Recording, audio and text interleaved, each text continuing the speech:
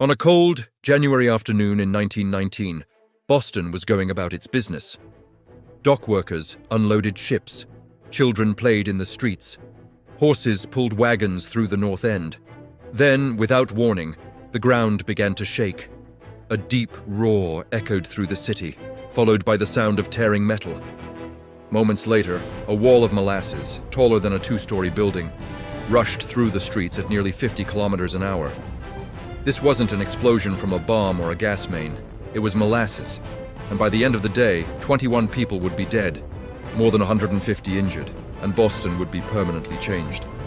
To understand how this happened, we need to rewind. In the early 1900s, molasses wasn't just food, it was industrial fuel.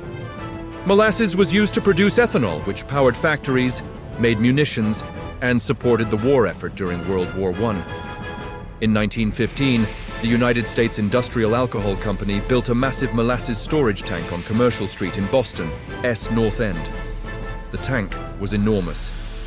15 meters tall, 27 meters wide, and held over 8.7 million liters of molasses. The problem was how it was built. The tank was rushed into service. It was never properly tested. It leaked constantly, so much so that locals collected dripping molasses in buckets. Instead of fixing the structure, the company simply painted the tank brown to hide the leaks. Warnings were ignored.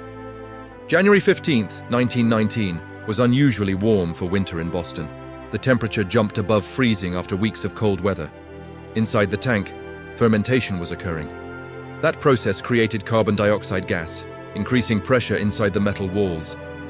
At approximately 12:40 p.m., the tank failed. Eyewitnesses described a sound like a machine gun or thunder.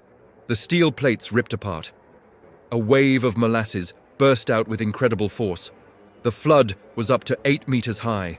It crushed buildings, snapped telephone poles, and swept people and horses off their feet. A nearby elevated railway was damaged so badly that a train nearly derailed. Firefighters, police, sailors, and civilians rushed in to help, but the molasses made everything worse. Cold temperatures thickened it rapidly. Rescuers became stuck. Victims suffocated or drowned, unable to free themselves. The cleanup took weeks. Salt water from the harbor was pumped into the streets to wash the molasses away. Sand was spread everywhere to create traction. Despite the effort, Boston smelled like sugar for years afterward. The human cost was devastating. 21 people killed. Many died slowly, trapped under debris or molasses. Over 150 injured. Some survivors suffered lifelong injuries. Others reported psychological trauma long before PTSD was formally recognized. What followed was one of the most important legal cases in American history. More than 100 lawsuits were filed against the United States Industrial Alcohol Company. The company claimed the tank had been sabotaged by anarchists. But a lengthy investigation revealed the truth. The tank was poorly designed. No proper engineering oversight. Steel walls were too thin. No stress testing. No safety inspections. After 6 years of legal battles, the company was found responsible. They paid millions in damages. More importantly, the case changed the future. Engineering standards became stricter.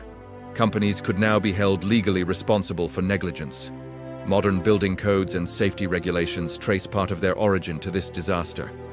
The Great Molasses Flood sounds absurd at first, but it wasn't a joke. It was a preventable disaster caused by corporate shortcuts and ignored warnings. It reminds us that disasters don't always come from war or nature. Sometimes they come from poor decisions, rushed construction, and unchecked power. And sometimes history's strangest stories are also its most important lessons.